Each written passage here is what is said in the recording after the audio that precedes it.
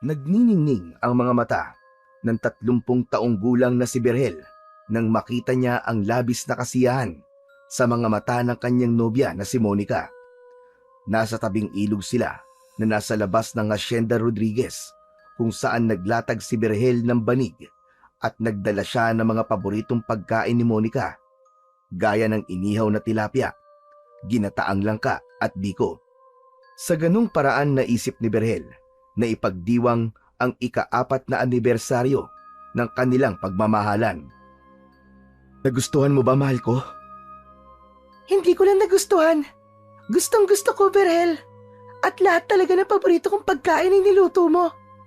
Siyempre naman, gusto ko maging espesyal ang araw na ito para sa ating dalawa. Pero hindi lang ako mag-isang naghanda nito. Tinulungan din ako ni Dindo. Hayaan mo, kapag yumaman na tayo, hindi na tayo sa tabing ilog magsi-celebrate ng ating anniversary.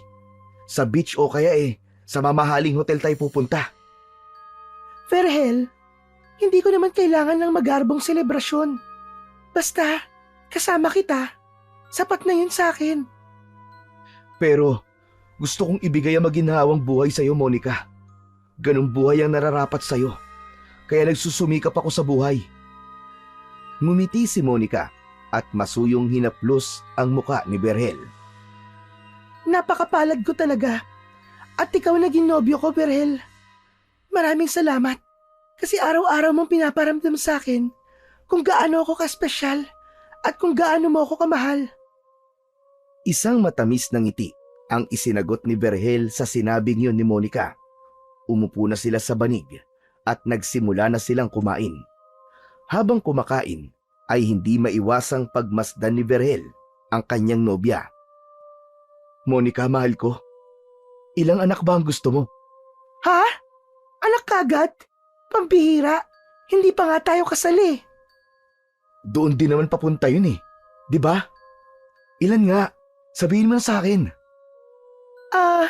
Siguro mga 3 lang. Ang gusto ko, 2 lalaki, tapos 1 babae. Yan. Gusto ko rin ng ganun. Saka, sana magkaroon din tayo ng sariling bahay. Ayoko na habang buhay tayo nandito sa asyenda. Tama ka dyan, Berhel. Iba rin kapag may sariling bahay. Para naman, hindi dinumiro ang dalaw natin. Hayaan mo. Darating din tayo sa bagay na yan, Monica. Gusto ko, kapag nakaipon na tayo, aalis na tayo rito at magtutungo tayo sa syudad. Matapos magsalita ni Berhel, ay napansin niya ang biglaang pananahimik ni Monica. Naramdaman niya agad na may gumugulo sa isipan ng kanyang nobya. Oh, sandali lang. Bakit bigla kayatang tumahimik, mahal ko? May problema ba? Naisip ko lang kasi yung natagpo ang patay kaninang umaga. Nakakaawa si Mang Mulong. Ang dami niyang anak na naulila. Berhel, sana talaga makaalis na tayo dito. Halos sunod-sunod na kasi ang patayan dito at mga taong nawawala. Huwag ka mag-alala, mahal ko. Kapag nakaipon na tayo, aalis kagad tayo dito. Konting tiis na lang. Pero paano?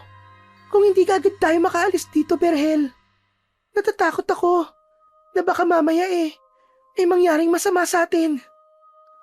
Naiintindihan ko ang takot mo, mahal ko. Pero tandaan mo, magkasama tayo. Hanggat magkasama tayo, walang masamang mangyayari sa atin. Lalong-lalo na sa'yo, Monica. Poprotektahan kita hanggat sa abot ng aking makakaya. Isang matipid na ngiti ang isinagot ni Monica kay Berhel, ngunit bakas pa rin sa maganda nitong muka ang takot. Sige na. Tama na ang ganyang usapan. Saka na lang natin pag-usapan ng ganyang bagay. Gusto ko masaya lang tayo ngayon. Anniversary natin, di ba? Pasensya na, mahal ko. Hindi ko lang maiwasang isipin yun. Nag-aalala kasi ako para sa ating dalawa. Matapos yon, ay pinagtuunan na nila ng pansin ang kanilang pagkain. Binago ni Berhel ang kanilang pinag-uusapan. Naging topic nila ang mga nakakatawang experience nila ni Monica at ang mga plano nila sa hinaharap. Mas gumaan ang pakiramdam niya nang makita niyang tumatawa si Monica, lalo na kapag nagbibitiw siya ng mga biro.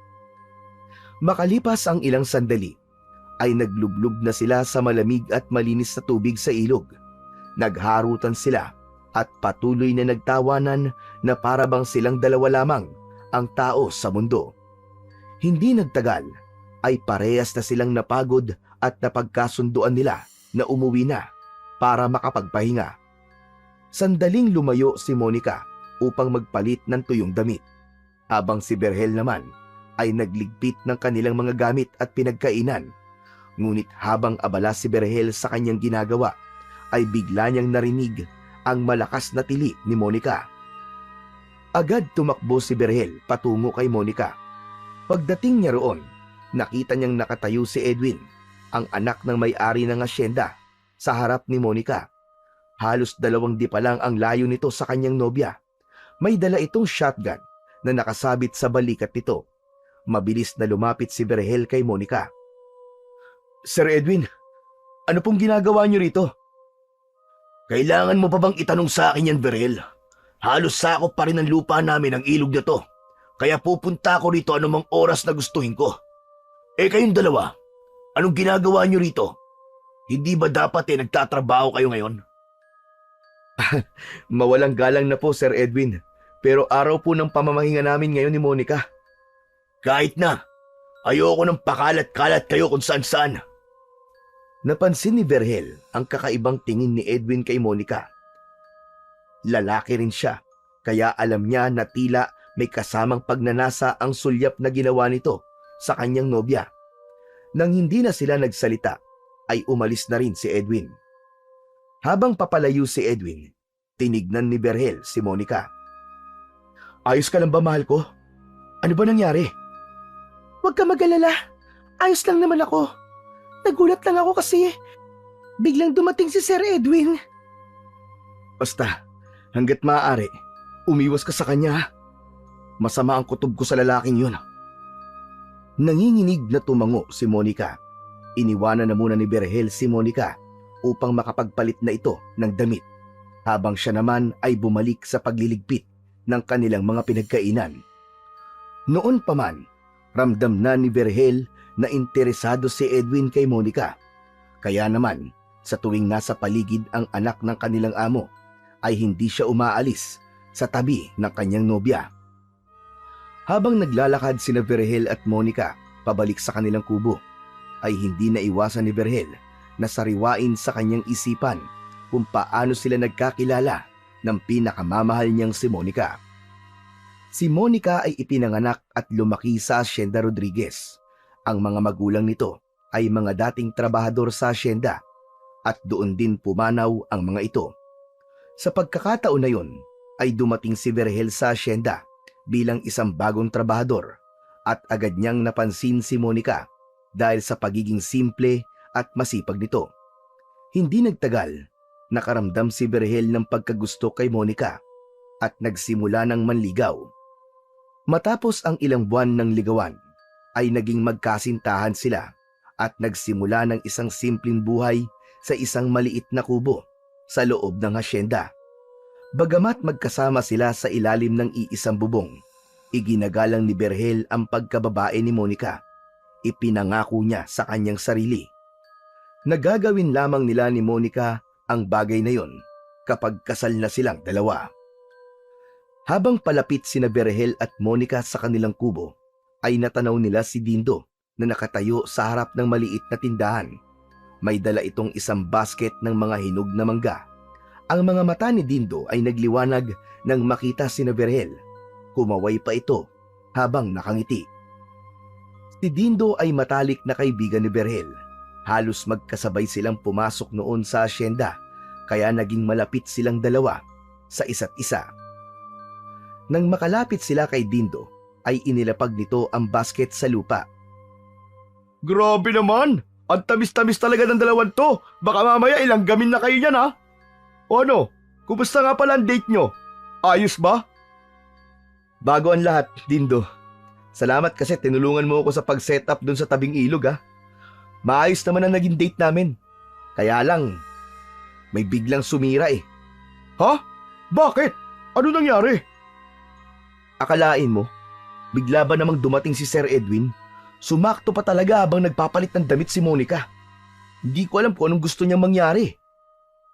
Kayo na lang ang umiwas kay Sir Edwin. Ramdam ko talaga na may gusto siya kay Monica eh. Palagi ko siyang nahuhuling nakatingin sa'yo. Tapos kakaibang tingin niya. Parang may kasama bang pagnanasa? Yan nga din ang sinabi ko kay Monica eh. Pero parang ang hirap iwasan ni Sir Edwin. Lalo na't sa kanila tayo nagtatrabaho. Sinabi mo pa. Pero sandali lang, maiba ko. Alam niyo na ba na hindi lang si Sir Edwin ang dapat niyong iwasan? Ano ka mo? Bakit? Anong ibig mo sabihin? Kailangan niyo rin maging maingat sa mga nangyayari sa asyenda. May narinig akong usap-usapan ng mga trabador dun sa tubuan. Ayon sa kanila, aswang ang salarin sa mga patayan na nangyayari dito sa asyenda. Ano? Aswang? Anong ibig mo sabihin? Isa kasi sa mga trabahador ang muntik na mabiktima noong nakaraang gabi bago pa mangyari yung kay Mang Mulong. Nakaligtas siya at ang sabi niya, aswang ang umatake sa kanya. Diyos ko, nakakatakot naman yun, Dindo. Nakakatakot talaga, kaya mag-ingat kayo. Kaya nga sinabi ko sa inyo kagad eh. Pero para hindi kayo takutin para alam niyo lang kung ano talaga nangyayari dito sa loob ng asyenda. Oo nga pala, sa inyo na tong mga manggaw. Regalo ko sa anniversary nyo. O siya, aalis na ako at may kailangan pa akong tapusin. Maraming salamat, Dindo Mag-iingat ka rin. Nang makaalis na si Dindo, ay kinuha na ni Berhel ang isang basket ng mangga at dinala yon sa loob ng kanilang kubo. Umupo naman si Monica sa bangko na gawa sa kawayan at napansin ni Berhel ang takot sa muka ng kanyang nobya. Mahal ko, iniisip mo pa rin ba yung sinabi ni Dindo tungkol dun sa aswang? Sa tingin mo, aswang ba talaga yung pumapatay sa mga trabahador dito sa asyenda? Di ko alam, mahal ko. Pero aswang man o hindi, dapat pa rin tayong maging maingat. Lalo na't tila walang ginagawang hakbang sina Sir Armando at Sir Edwin para wakasan ang mga patayan dito. Mas lalo tuloy ako natakot, Berhel. Paano kung tayo naman ang sunod na magiging biktima ng aswang? Monica, alam kong natatakot ka, pero hindi ko hahayaang may masamang mangyari sa'yo. Pangako, hindi kita pababayaan. Maraming salamat, Berhel. Salamat kasi palagi mo akong pinapakalma. Magtiwala ka lang sa akin, Monica. Wala kang dahilan para mag-alala. Hanggat kasama mo ko, mananatili kang ligtas. Doon na nila tinapos ang kanilang pag-uusap. Inilagay na ni Berhel ang mga ginamit nila sa picnic sa batalan at sinimulang hugasan ang mga yon. Ang totoo ay natatakot din kasi siya sa mga patayan na nangyayari sa asyenda. Pero mas pinili niyang wag itong ipakita kay Monica dahil nais niya na siya ang pagkunan nito ng lakas ng loob at tapang sa hindi magandang nangyayari sa kanilang paligid. Isang umaga, hindi pa man ganap na sumisikat ang araw, ay gising na sina Berhel at Monica. Pinagsaluhan nila ang isang simpleng almusal, mainit na kapeng barako, sinangag, pritong itlog at daing na bangus. Matapos nilang kumain, ay naglakad na sila papunta sa kanilang trabaho. Sa kanilang paglalakad, ay napansin nila ang mga trabahador na nagtitipon sa harapan ng malawak na kwadra ng mga kabayo. Nasa harapan ng mga yon, sina Amado at Edwin na nakatayo sa isang mataas na platform. Seryoso ang mukha ng mag-ama at hindi na nagdalawang isip sina Berhel na lumapit doon upang pakinggan ang sinasabi ng dalawa. Nakarating na sa aking kaalaman na may kumakalat na bali-balita tungkol sa mga aswang sa asyenda at gusto ko itong linawin. Walang katotohanan na aswang ang pumapatay sa mga trabahador dito. Huwag niyo nang palalain ang hindi magandang nangyayari sa aking asyenda. Isa pa, patuloy pa rin ang investigasyon ng mga pulis. Kasalukuyan nilang iniimbestigahan kung sino talaga responsable sa mga patayan na nangyayari dito. May hinala ang mga otoridad na ang mga kalaban namin sa negosyo ang may kagagawa ng lahat ng ito. Ginagawa nila ito upang pabagsakin kami at mawala ang tiwala ng mga tao sa amin. At kung sino man sa inyo ang magpapatuloy na magkalat ng mga kwento tungkol sa aswang, sisiguraduhin kong mawawalan kayo ng trabaho. Ang sino man na magtatangka magasit ng takot o magpapatuloy ng mga kasinungalingan, ay hindi ko napapayagan pa.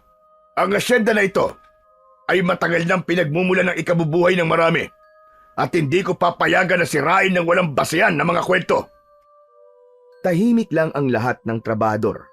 Ang ilan sa mga ito ay nagpalitan ng mga tingin na may halong takot at pag-aalinlangan. Sige na! Makakaalis na kayo! Bumalik na kayo sa inyong mga trabaho! Nang mag-alisan na ang mga trabahador, ay nagsimula na ring maglakad sina Vergel at Monica patungo sa manukan kung saan sila nagtatrabaho. Imbis na makampante sa sinabi ni na Amado at Edwin, ay mas lalo lang nagkaroon ng alalahanin si Vergel. Habang naglalakad, ay biglang lumapit si Dindo sa kanila. Naniniwala ba kayo sa sinabi ni Amado at Edwin na hindi aswang ang may kagagawa ng mga patayan dito? Dindo, tumahimik ka. Baka mamaya may makarinig sa'yo at isumbong tayo sa mga amo natin. Nakalimutan mo na ba kung anong sabi ni Amado? Kung sino man ang mauhuling pinag-uusapan yung aswang, ay mawawala ng trabaho. Oo nga naman, Dindo. Hindi namin kayang mawala ng trabaho ngayon. Tayo-tayo lang naman na nandito eh. Walang makakarinig sa atin. Saka sina Amado at Edwin lang naman ang nagsabi na hindi aswang ang may kagagawan sa patayan. Lahat ng mga trabahador naniniwala na aswang ang totoong salarin. Dindo, ano ba? Tama na. Baka magkaproblema pa tayo. Huwag na natin pag-usapan pa mga bagay na yan. Pero kahit anong saway ni Vergel sa kanyang kaibigan, ay hindi pa rin huminto ang bibig nito. Tsaka alam mo, hindi rin ako naniniwala nag-iimbestiga ang mga pulis. Pakiramdam ko, pati nga mga yun binabayaran ni na Amado para hindi na sila mag-imbestiga. Kailan ba kayo nakakita ng mga pulis dito, maliban sa tuwing may natatagpo ang patay? Dindo, pakiusap, tama na. Ayaw na namin pag-usapan ni Vergel ang tungkol sa bagay na yan. Ayaw namin mawala ng trabaho. Sa sinabing yun ni Monica, ay hindi na nagsalita pa si Dindo. Maya-maya pa, ay nagpaalam na ito upang magtungo sa manggahan kung saan ito nakapwesto. Habang naglalakad, ay laman ng isip ni Vergel ang mga sinabi ni Dindo. Aminado siya na malaki ang posibilidad na totoo ang sinabi ng kanyang kaibigan. May pakiramdam siya na may mga bagay na itinatago at pinoprotektahan sina Amado at Edwin, kaya wala silang ibang pwedeng gawin kundi ang maging maingat, lalo na sa tuwing kumakagat ang dilim. Nang makarating sina Vergel at Monica sa manukan, ay nagsimula na agad sila sa pagtatrabaho. Habang abala si Vergel sa paglilinis sa kulungan ng mga manok, hindi niya maiwasang isipin muli ang tungkol sa mga nangyayari sa asyenda. Kung may sapat na pera lang sana sila ni Monica, hindi na sila kailangan magtiis sa takot at hirap na dulot ng kanilang sitwasyon sa lugar na yon. Maya-maya pa, napansin ni Vergel si Monica na abala sa pagkuha ng mga itlog. Nasa tabi nito si Edwin at kinakausap ang kanyang nobya.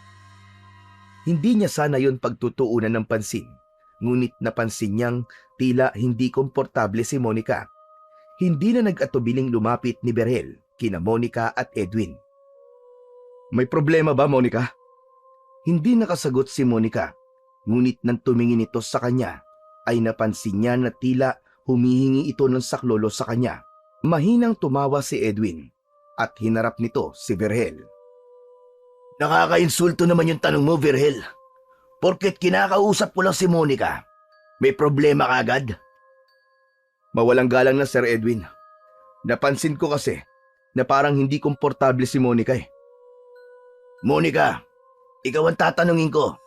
Hindi ka nga ba komportable sa pinag-uusapan natin? Hindi sumagot si Monica. Yumuko ito at itinuon ang atensyon sa pagkuha ng mga itlog. Sumagot ka, Monica. Hindi ka ba komportable? Komportable po ako, Sir Edwin. Vergel, wala ka naman dapat ikabahala. Tungkol lang sa ginagawa ko rito sa manukan ng tinatanong niya sa akin. O ano? Narinig mo, Vergel? Grabe ka kasi kung makabakod sa syota mo eh. Akala mo naman aagawin ko siya sa'yo. Matapos yung sabihin ni Edwin, ay naglakad na ito palayo. Matiim na tinitigan ni Berhel ang papalayong lalaki. Nang tuluyang makalayo si Edwin, ay hinarap ni Berhel si Monica na sa sandaling yun ay alam niya na nababahala pa rin. Mahal ko, ano ba talagang pinag-uusapan niyo ni Sir Edwin? Wala na siya. Pwede mo bang sabihin sa akin ang totoo? Wala, Berhel. Wala naman siyang sinabing masama. Magtrabaho na lang ulit tayo. Hindi ako babalik sa pagtatrabaho ko hanggat hindi ka sa akin nagsasabi ng totoo. Sabihin mo na, anong sinabi sa'yo ng Edwin na yun? Sandaling tumahimik si Monica. Umangat ang mukha nito at may takot sa mga mata na tumingin kay Berhel. Sinabi sa akin ni Sir Edwin na mas masarap daw ang itlog na meron siya kaysa sa mga itlog na kinukuha ko. Tignan mo na. Hayop talaga. Napakabastos ng Edwin na yun. Ano pang sinabi ni Edwin sa'yo? Ano pa? Tumahimik si Monica at napansin ni Berhel na mas tumindi ang takot sa mukha nito. Muli itong umiwas ng tingin sa kanya. Dahil doon ay mas lalong tumindi ang kagustuhan niya. Laman kung ano ang mga sinabi ni Edwin sa kanyang nobya. Monica, ano pang sinabi sa'yo ni Edwin? Pakiusap. Sagutin mo ang tanong ko.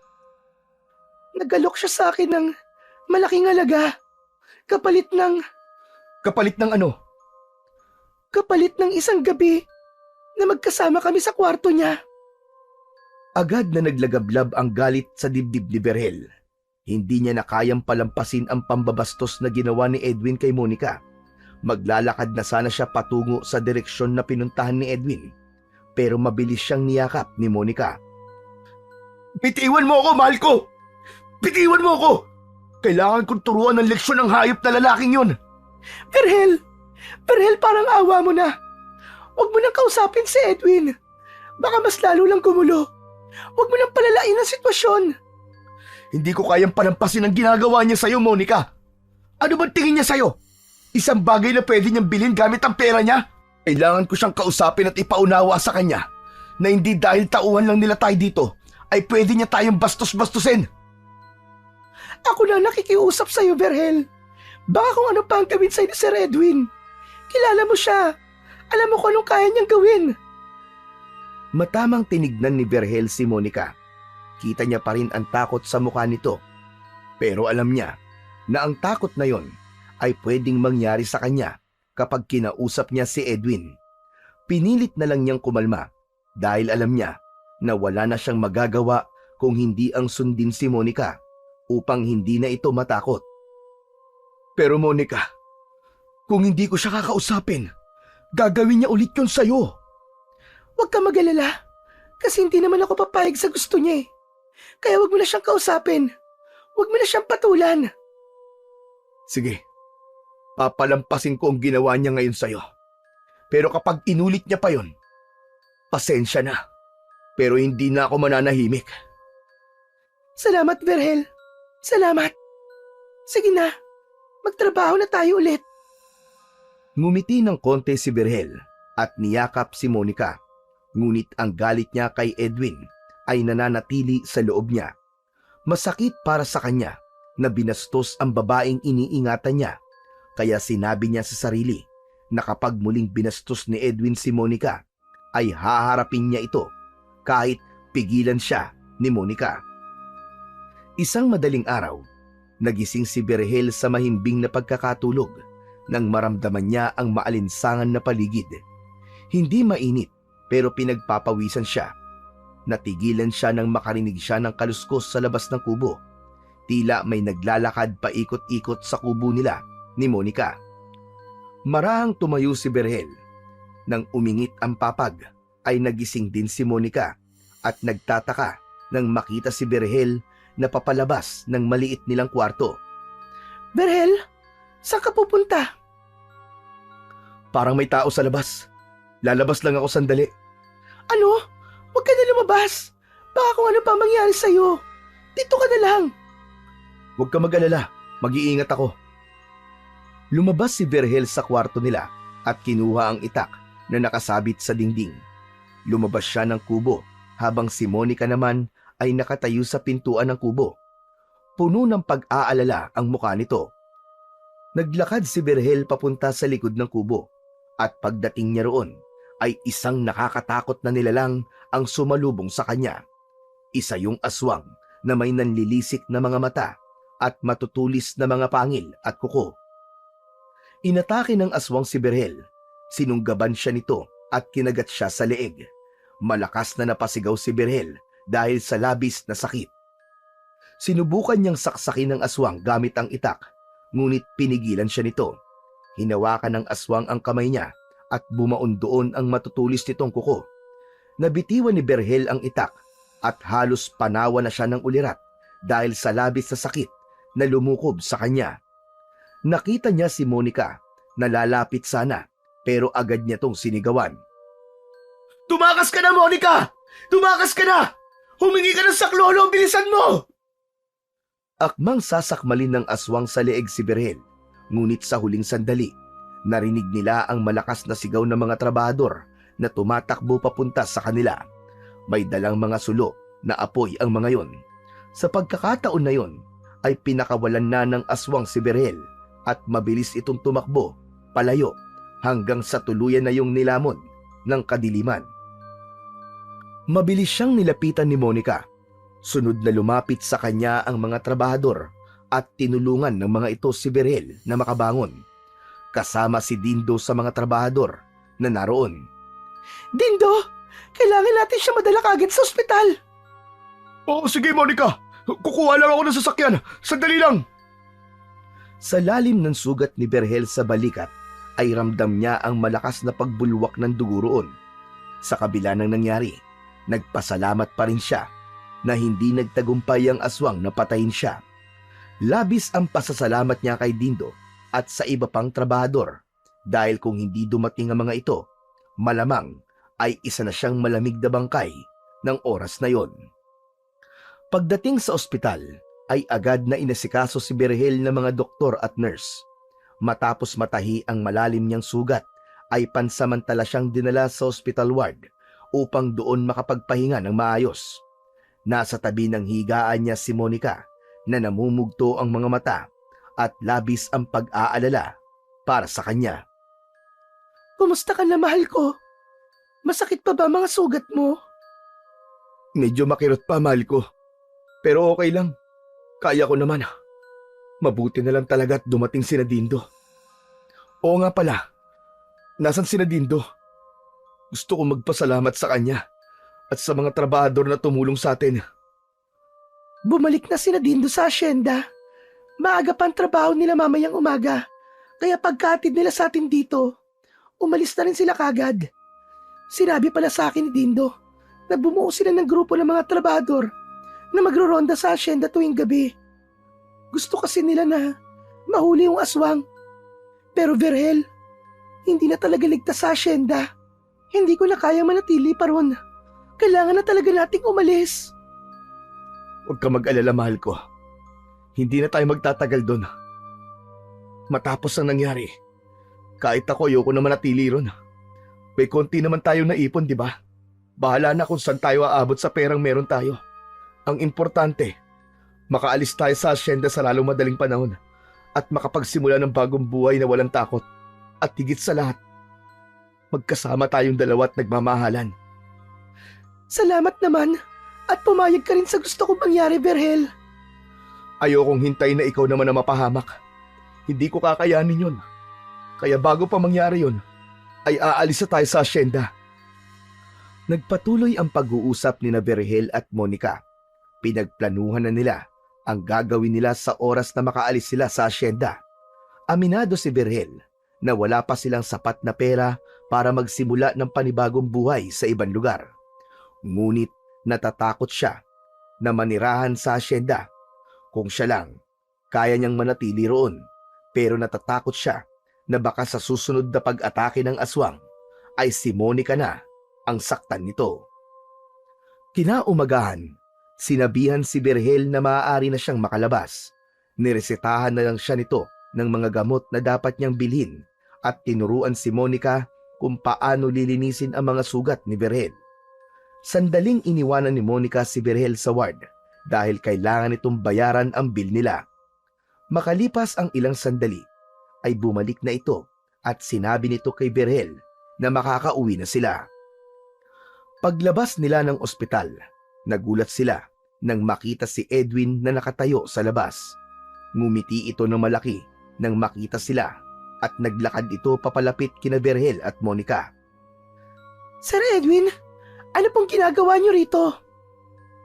Nakarating sa akin ang balita na inatake raw kayo ng aswang no madaling araw. Ikinalulungkot ko nangyari sa inyo, lalo na sa iyo, Berhel. Akala ko ba hindi ka naniniwala sa aswang? Sa nangyari sa iyo, Berhel, parang unti-unti ko nang nauunawaan na may mga bagay dito sa mundo na mahirap paniwalaan pero totoo. Siguro nga, may katotohanan ng mga sinasabi ng tao sa asyenda na aswang ang pumapatay sa mga trabador. At sana, aksyonan nyo ng problemang yun sa asyenda. Pero maiba ako. Ano po ba talagang ginagawa nyo rito?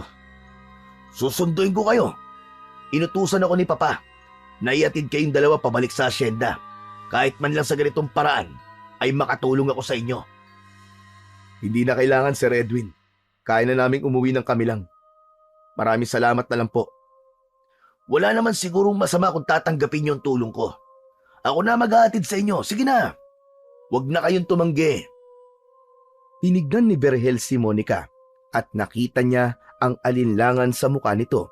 Ngunit naisip ni Berhel na mas magiging komportable sila kung sasabay sila kay Edwin pabalik sa asyenda. Sige, Sir Edwin. Payag na po kami. Ayos! Tara na, para makauwi na agad kayo sa bahay niyo sa asyenda. Nagpatiuna si Edwin habang nakasunod dito sina Berhel at Monica.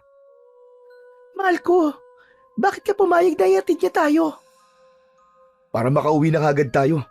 Saka sa tingin ko naman hindi ka naman niya babastusin kasi kasama mo ko. Nang makarating sila sa nakaparadang sasakyan ni Edwin, ay sumakay na sila sa likod, habang si Edwin naman ay pumwesto sa may driver seat at agad nitong pinaandar ang kotse palayo sa ospital. Tahimik na nakaupo sina Berhel at Monica sa likurang upuan ng kotse ni Edwin.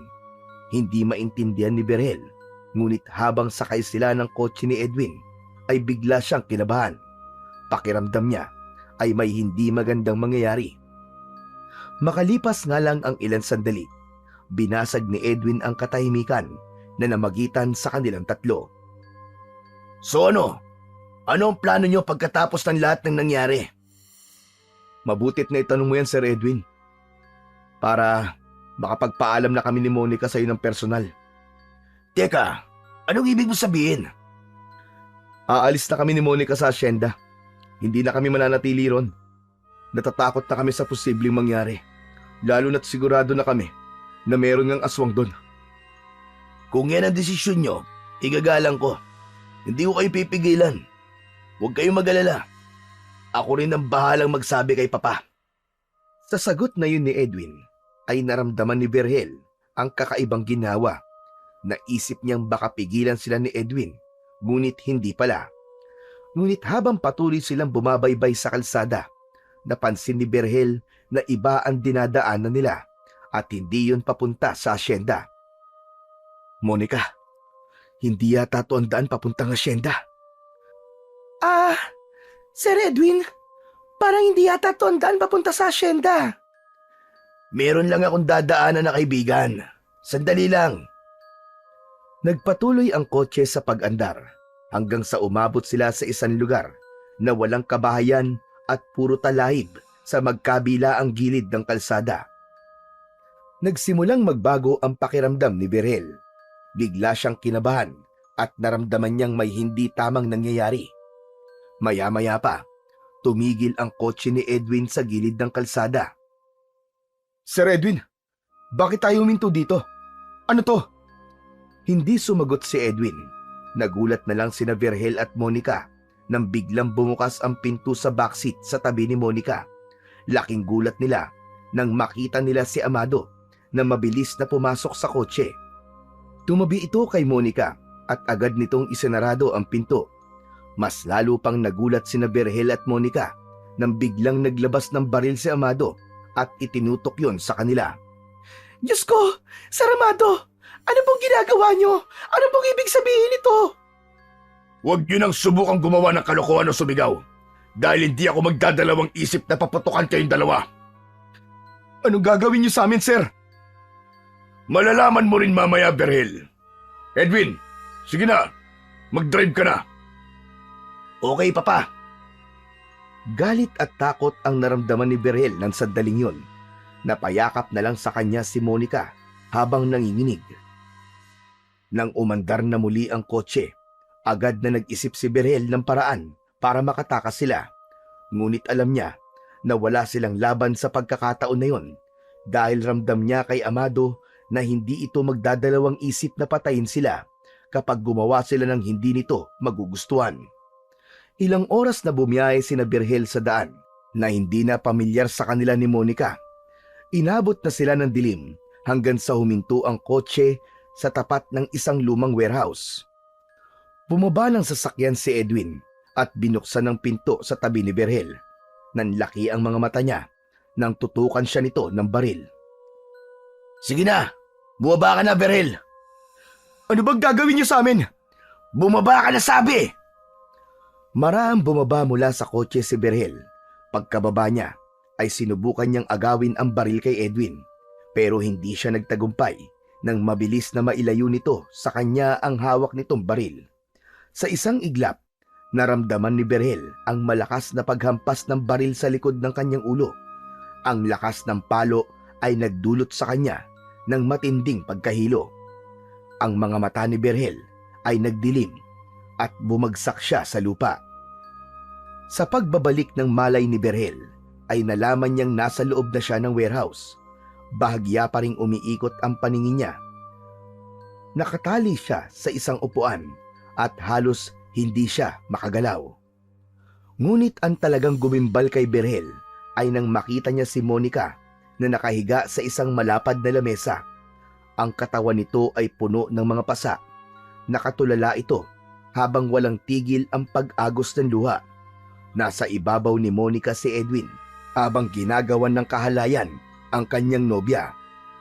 Agad na sumiklab ang puot sa dibdib ni Berhel. Mga hayop kayo! Itigil niyo yan!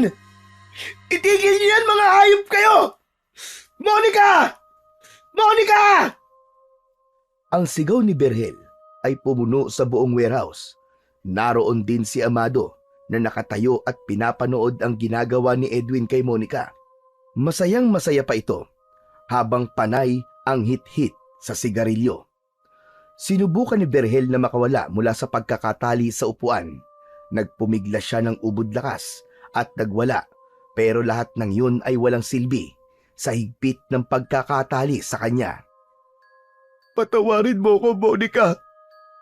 Patawarin mo ko. Patawad. Nang matapos na si Edwin, ay si Amado naman ang pumaibabaw kay Monica. Halos mabaliw na si Berhel ng sandaling yun. Ang mga mata ni Berhel ay puno ng galit at sakit.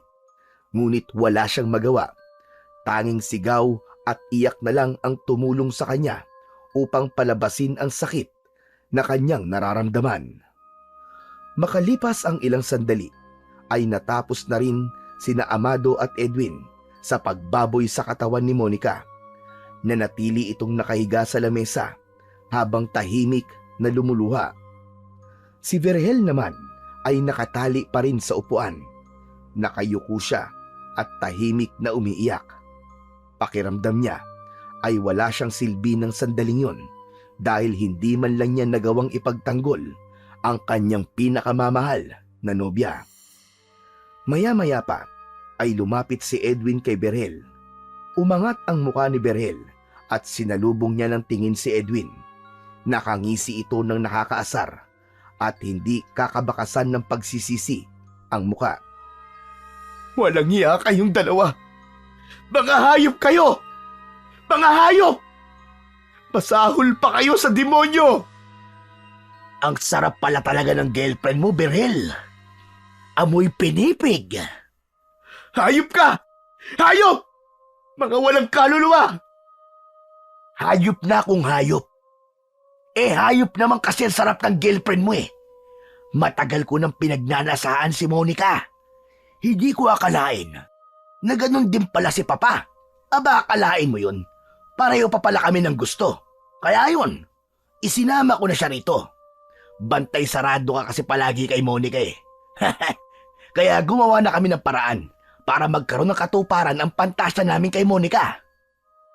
Mga demonyo kayo. Sa oras na makawala ko rito, papatayin ko kayo. Isinusumpa ko. Papatayin ko kayo magkama. Mga demonyo kayo! Mga demonyo! Ngunit sa halip na takot, tawa lang ang isinagot ni Edwin. Naglakad si Amado patungo kay Monica. Hinawakan nito ang katawan ng dalaga. Si Monica, Amado! Lumayan mo na siya! Hindi pa ba kayo masaya sa ginawa niyo sa kanya? Mga hayop kayo! Lumayan mo na si Monica! Sayang, ang ganda pa naman ng katawan ng girlfriend mo, Berhel. Pero lupa at mga uod lamang ang makikinabang sa kanya. Bago pa man makapagsalita si Berhel, ay inilabas na ni Amado ang baril nito at walang kaabog-abog na pinaputukan nito si Monica sa dibdib. Pakiramdam ni Berhel ay huminto ang mundo niya ng sandaling yun nang makita niya ang pagpikit ng mga mata ni Monica. Labis siyang nagimbal sa bilis ng mga pangyayari. Halos mabaliw na siya nang isigaw niya ang pangalan ng kanyang nobya. Ngunit ang pagsigaw ni Berhel ay agad na naputol nang siya naman ang tinutukan ni Edwin ng baril. Nang paputokin nito ang baril, ay naramdaman niya ang pagbaon ng bala sa kanyang dibdib. Agad na nagdilim ang paningin niya at matapos yun ay wala na siyang naalala sa mga sumunod na nangyari. Hindi akalain ni Berhel na mabubuhay pa siya matapos siyang barilin sa dibdib ni Edwin. Marahan niyang ibinukas ang kanyang mga mata at doon niya nalaman na hila siya ni Amado sa kanyang mga paa. Habang si Monica naman ay si Edwin ang humihila. Nasa isang kagubatan sila na wala siyang ideya kung saan. Hindi siya gumalaw dahil alam niya na kapag nalaman ni na Edwin na buhay pa siya, ay tutuluyan siya ng mga ito. Makalipas lamang ang ilang sandali, ay huminto na sila. Papa, sigurado ka ba na walang makakakita sa katawan ng dalawang to dito sa hukay? Sigurado ko, Edwin. Ang hukay na yan ay puno ng mga makakamandag na ahas, kaya walang magpupunta rito. Maglalaho na lang na parang bula sina Berhel at Monica. Wala silang pamilya, kaya wala nang maghahanap sa kanila. Nanatiling hindi gumagalaw si Berhel.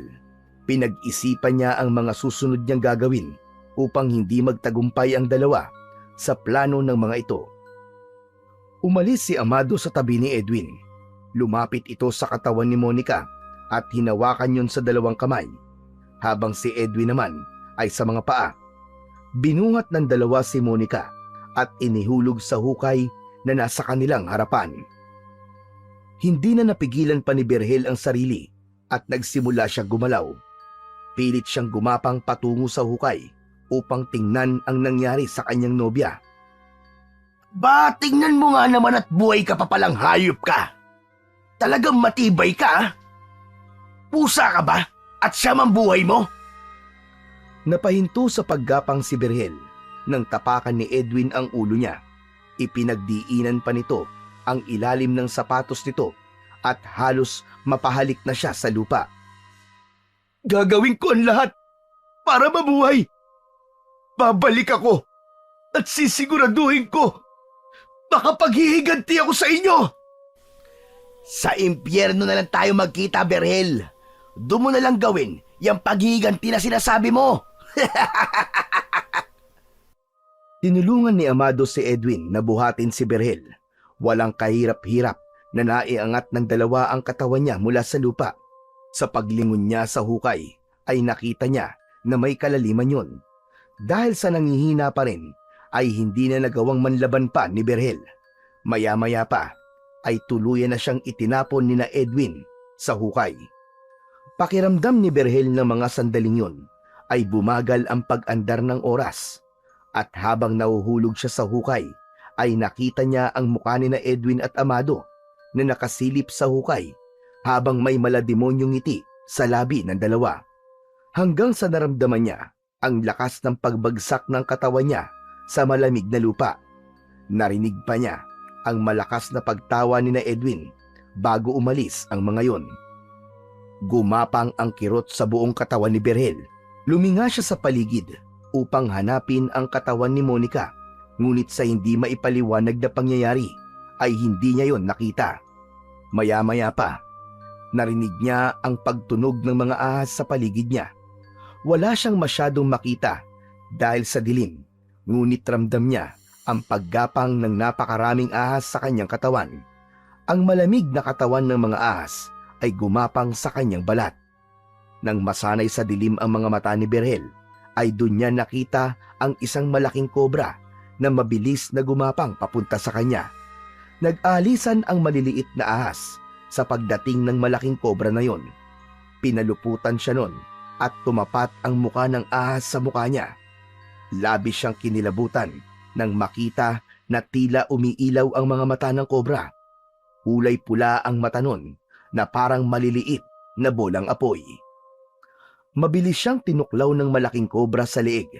Naramdaman ni Berhel ang mabilis na pagdaloy ng kamandag nito sa kanyang ugat. Nang magsimula siyang magpumiglas, ay mas lalong humigpit ang pagkakapulupot ng ahas sa kanyang katawan. Pakiramdam niya ay unti-unting nadudurog ang kanyang mga buto.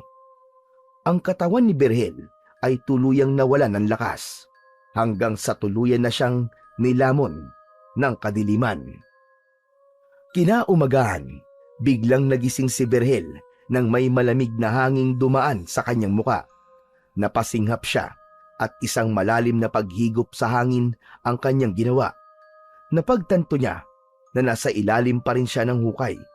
Bumangon siya at tumupo. Makalipas ang ilang minuto, ay marahan siyang tumayo. Ang unang pumasok sa isip niya ay si Monica.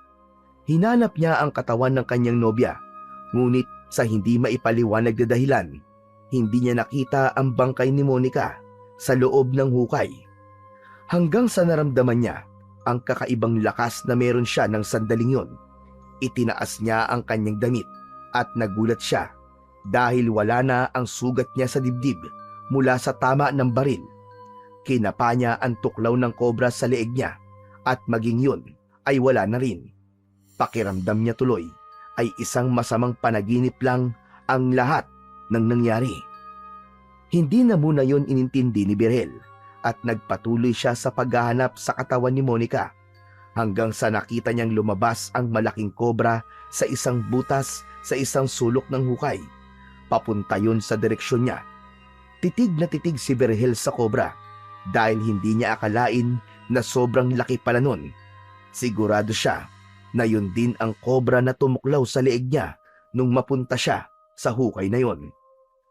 Tila nakatitig ang kobra kay Berhel at hindi niya maintindihan kung bakit tila may malalim na silang koneksyon ng ahas na yon. Hindi natakot si Berhel sa kobra. Sa halip, naramdaman niya na tila kinakausap siya nito gamit ang kanyang isip. Kaya imbis na lumayo sa kobra, ay lumapit pa siya rito. Matiim niyang tinignan ang kobra hanggang sa malinaw niyang naririnig sa kanyang isip ang nais nitong sabihin sa kanya. Nais mo kong tulungan na magigante, hindi ba? Nakuha ni Berhel ang kasagutan sa pagtitig ng kobra sa kanya. Hindi nagtagal, muling gumapang ang kobra sa lupa. Iniunat nito ang katawan nito at namangha siya nang biglang tumigas ang katawan ng kobra at nagbago yon ng anyo. Naging isang tungkod ang malaking kobra na may matutulis na dulo at ang kabilang dulo ng tungkod ay naging kahugis ng ulo ng isang kobra. Walang pagdadalawang isip na kinuha ni Berhel ang tungkod. Tumingala siya sa itaas ng hukay at nagdesisyon siyang lumabas na roon. Maingat at marahan niyang inakyat ang hukay. Nang tuluyan siyang nakalabas mula sa hukay, ay tumama sa mukha niya ang liwanag ng araw. Bumalik sa alaala niya ang lahat ng nangyari. Mula sa pangahalay ni na Edwin at Amado kay Monica, hanggang sa ang paghulog ng mga yon sa kanila sa hukay. Hindi maipaliwanag ni Berhel ang puot na nasa puso niya ng sandaling yun. Mga hayop kayo! Babalikan ko kayong dalawa! Papatayin ko kayo! Sisiguraduhin kong pagsisisihan nyo hanggang impyerno ang ginawa nyo kay Monica! Nagsimulang maglakad si Berhel upang hanapin ang daan palabas ng malawak na kagubatan. Ngunit dahil sa hindi siya pamilyar sa lugar na yon, ay labis siyang nahirapan na makita ang tamang daan palabas doon. Mabilis na lumipas ang mga oras, pero nanatiling nasa gubat pa rin si Berhel hanggang sa hindi niya na namalayan na gabi na pala. Doon na siya nakaramdam ng pagod na dulot ng walang tigil na paglalakad. Nakakita siya ng isang malaking puno at nagdesisyon siya na doon na muna siya magpapahinga. Humiga si Berhel sa ilalim ng malaking puno at hinayaan niya ang sarili na makapagpahinga para makabawi ng lakas. Pero hindi pa man tumatagal sa pagkakapikit si Berhel nang mabilis niyang iminulat ang kanyang mga mata. Isang kakaibang pakiramdam ang sumiksik sa buong katawan niya. Tila may mata na nagmamasid sa kanya. Hanggang sa isang anino ang nakita niyang gumalaw sa kanyang kaliwa. Mabilis siyang tumayo at doon niya nakita ang isang aswang na naglalaway na parabang isarap na putahe ang tingin sa kanya. Hindi na nag-aksaya ng oras si Berhel. Agad niyang kinuha ang tungkod na may kahugis ng kobra. Nang hawakan niya yon, ay isang kakaibang daloy ng lakas ang gumapang mula sa tungkod patungo sa kanyang buong katawan. Ang pakiramdam niya ay parang may isang hindi maipaliwanag na enerhiya na gumising sa buong pagkatao niya. Sumugod ang aswang kay Berhel. Sinalubong naman ni Berhel ang aswang at pinigilan niya ang akmang pagsakmal na mga matutulis nitong kuko gamit ang tungkod. Tumalon palayo ang aswang, ngunit agad din itong umatake. Doon na nagsimula ang pakikipaglaban ni Berhel sa aswang gamit ang kakaibang lakas at liksi na meron siya. Pakiramdam niya ay hindi na siya tao ng sandaling yon. Ang galaw niya ay maihahalin tulad sa bilis ng isang kobra. Sa kabila ng pagiging mabagsik ng aswang, hindi yun umubras sa lakas at bilis ni Berhel. Hinampas ni Berhel ang katawan ng aswang gamit ang tungkod. Tumilapon ang katawan nito at nagpagulong-gulong sa lupa. Sa isang iglap, tila naging eksperto si Berhel sa pakikipaglaban sa aswang. Habang nakahandusay ang aswang sa lupa, ay mabilis na lumapit dito si Berhel. Inibabawan niya ito at malakas siyang sumigaw bago niya ito kinagat ng mabilis sa leeg. Malakas na sumigaw ang aswang. Nangisay ang katawan ng aswang at napansin ni Berhel na ang parteng kinagat niya rito ay bumubula. Tila binuhusan ito ng napakatapang na asido. Nang huminto sa paggalaw ang aswang, ay patuloy pa rin na nilalamon ng tila asido ang katawan nito. Tumayo na si Berhel at may pagtatakang tinignan ang kakaibang nangyari sa aswang hanggang sa may maramdaman siyang kakaiba sa loob ng kanyang bibig. Ngumanga siya at kinapa niya ang kanyang mga ngipin. Nanlamig siya nang may nakapa siyang dalawang pangil sa itaas na bahagi ng kanyang mga ngipin. Kahit hindi niya yun nakikita, alam niya na ang mga pangil na yon ay maihahalin tulad niya sa pangil ng isang kobra na tumuklaw sa kanya. Sa sandaling yon ay unti-unti nang naintindihan ni Berhel ang lahat. Tinignan niya ang tungkod na hawak niya at napagtanto niya na ang kamandag ng malaking kobra ang nagbigay sa kanya ng kakaibang lakas at bilis. At ang tungkod na yon ay ang kanyang magiging sandata sa pakikipaglaban. Sa sandaling yon ay nasa kanya na ang mutya ng kamandag ng kobra. Isang malademonyong ngisi ang sumilay sa labi ni Berhel. Sigurado siya na dahil doon ay magtatagumpay siya sa paghihiganti niya kina Edwin at Amado. Hindi pa man sumisikat ang araw, ay nagpatuloy na kagad si Berhel sa paglalakad upang makalabas sa kagubatan na yon. At sa pagkakataon na yon, ay nagtagumpay na siyang makita ang kalsada. Mula roon ay muli siyang naglakad upang bumalik sa asyenda kahit hindi siya sigurado kung ang nilalakaran niya ay ang tamang direksyon papunta sa asyenda nina Edwin at Amado. Sa gitna ng paglalakad ni Berhel ay nakarinig siya ng ugong na paparating na sasakyan. Mabilis siyang nagtago sa makapal na talahib sa gilid ng kalsada. Isang truck na may mga basket ng mangga sa likod ang dumaan at huminto sa gilid ng kalsada. Ilang metro lamang ang layo nun mula sa kinaroroonan ni Berhel. Nanlaki ang mga mata ni Berhel nang mula sa truck ay bumaba ang kaibigan niyang si Dindo. Nagmamadaling nagtungo si Dindo sa gilid ng kalsada upang umihi. Habang umiihi si Dindo, naisip ni Berhel na ang truck na yon ang tanging paraan upang mabilis siyang makabalik sa asyenda. Hindi na siya nagsayang ng oras at tahimik ngunit mabilis siyang umakyat ng truck. Walang nakapansin nang sumakay siya sa likod ng truck at nang isiksik niya ang sarili sa malalaking basket na naroon. Hindi nagtagal ay muling umandar ang truck. Sa pagkakataon na yon, naisip ni Berhel na abot kamay na niya ang kanyang paghihiganti kina Edwin at Amado dahil tila tadhana na ang gumawa ng paraan upang agad siyang makabalik sa asyenda. Makalipas lang ang mahigit isang oras, ay nakita na ni Berhel ang napakalaking gate ng asyenda sa unahan. Nang pumasok na ang truck sa asyenda, ay inihanda na ni Berhel ang sarili. Pagdating ng truck sa driveway ng asyenda, ay nagmasid si Berhel sa paligid. Alam niya na bago pa huminto ang truck ay kailangan na niyang bumaba roon dahil malaki ang posibilidad na may ibang makakita sa kanya. Maya-maya pa ay tumalon na si Berhel mula sa truck at mabilis siyang nagtago sa likod ng isang malaking puno na nasa gilid ng driveway. Nang masiguro niya na walang ibang tao sa paligid, ay mabilis siyang tumakbo patungo sa kagubatan na nasa likod ng asyenda. Nagdesisyon siyang doon muna siya mananatili habang naghihintay ng magandang pagkakataon sa muli niyang pagharap kina Edwin at Amado. Mabilis na lumipas ang mga oras. Muli na namang kumagat ang kadiliman. Tahimik na lumabas si Berhel sa kagubatan at tinungo niya ang kubo nila ni Monica sa dahilan na hindi niya alam. Nang marating ni Berhel ang kubo, ay agad siyang pumasok doon.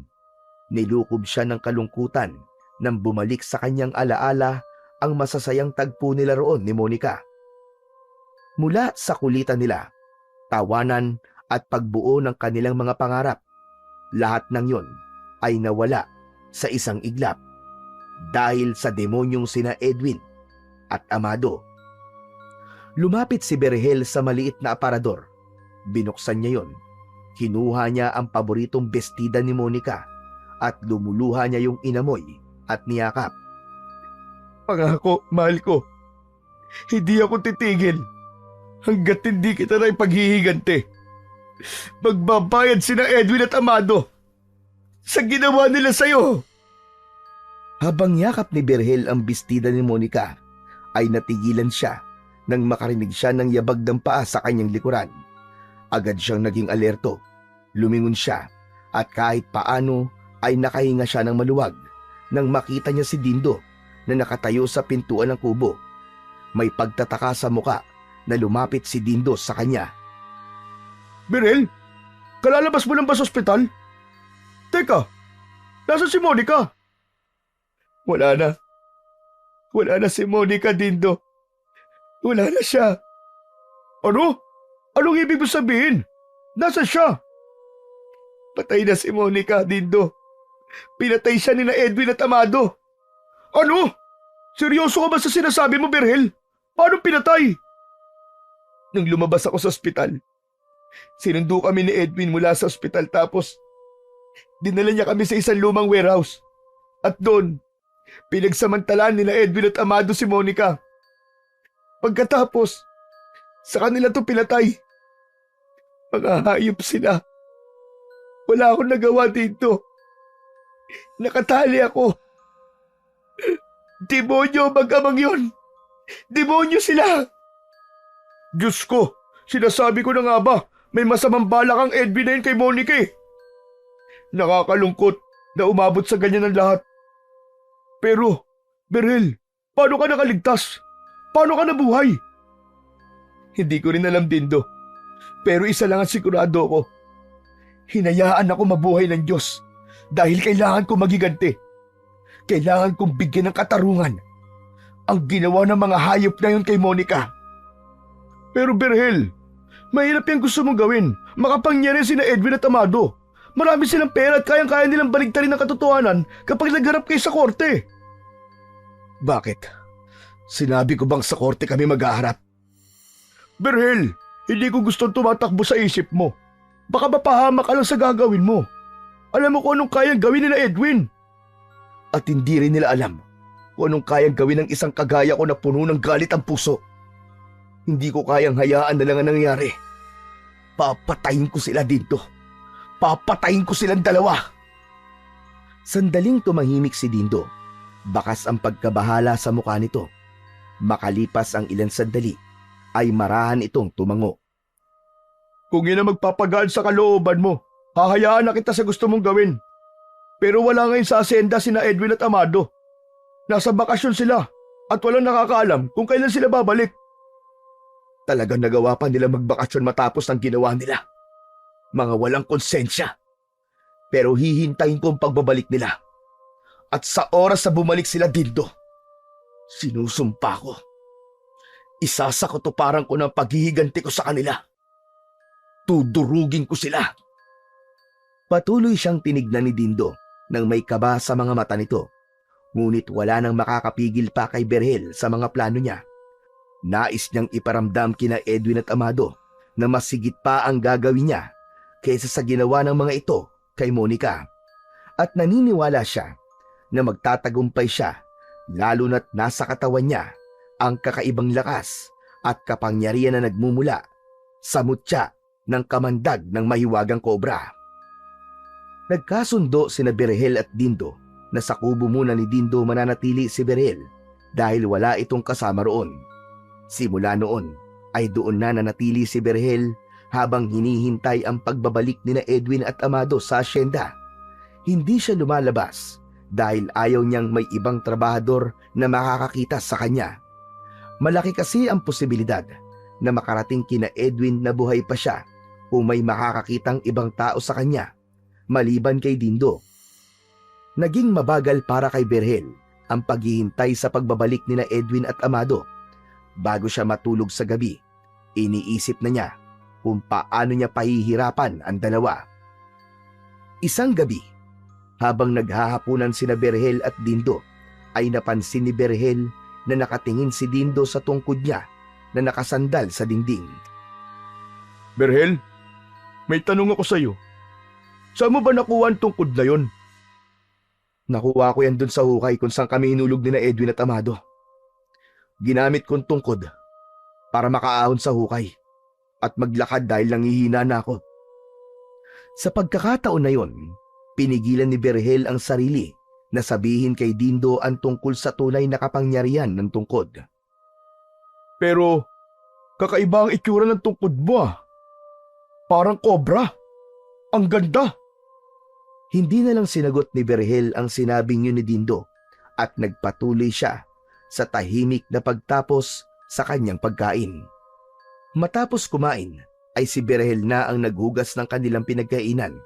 Matapos yun ay nahiga na siya sa tabi ni Dindo na tulog na kagad. Lumipas ang mga oras pero nananatiling gising si Berhel. Mailap ang antok sa kanya ng gabing yun kaya nagdesisyon siyang lumabas at maglakad-lakad.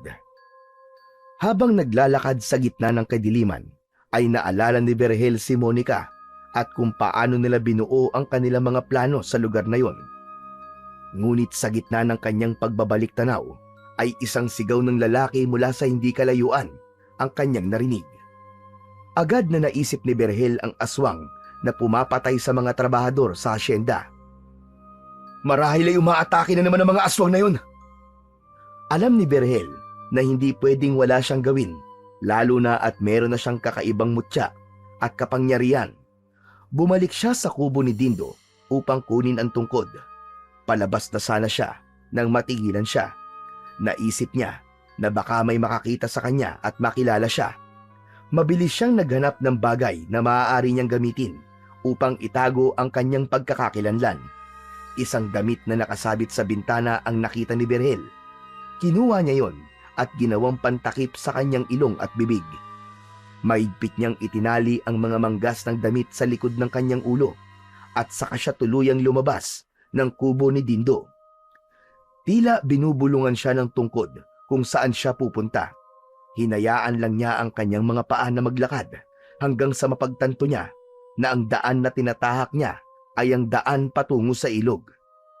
Makalipas lamang ang ilang sandali, ay huminto na si Berhel sa paglalakad nang makita niya ang dalawang aswang na inaatake ang isang lalaking walang kalaban-laban sa gilid ng ilog. Hindi na nagdalawang isip si Berhel na kunin ang atensyon ng dalawang aswang. "Hoy! Mga demonyo! Lubayan niyo siya! At ako ang harapin niyo!" Huminto ang dalawang aswang sa pag-atake sa lalaki. At sabay na tumingin ang mga yon kay Berhel. Nagsimulang maglakad ang mga aswang palapit sa kanya. Huminto ang mga yon nang ilang di pa na lamang ang layo kay Berhel. "Ang lakas ng loob mong hamunin kami! Sa tingin mo ba ay may laban ka sa kagaya namin? Bakit hindi mo subukan?" Alisin mo ang takip sa iyong muka. Gusto kong makita kung sino ang susunod namin magiging biktima ngayong gabi. Hindi nyo na kailangan malaman kung sino ako. Dahil sigurado ako na ito na ang huling gabi na makakapambiktima pa kayo. Mabilis na lumapit kay Berhel ang dalawang aswang. Nang makita niyang papasugod sa kanya ang isang aswang, ay mabilis niya yung iniwasan. Malakas niyang inihampas ang dulo ng tungkod sa likod ng aswang. Tumilapon yun at napasubsob sa lupa. Mabilis naman na umatake rin ang isang aswang kay Berhel. Ngunit dahil sa bilis ni Berhel ay hindi yun nagtagumpay nang sinubukan siya nitong sunggaban gamit ang matutulis nitong mga kuko. Magkasabay nang umatake ang dalawang aswang kay Berhel, pero lahat ng atake ng mga yon ay madaling naiiwasan ni Berhel, at kapag nakakakita siya ng pagkakataon ay malakas niyang hinahampas ang mga aswang ng kanyang tungkod.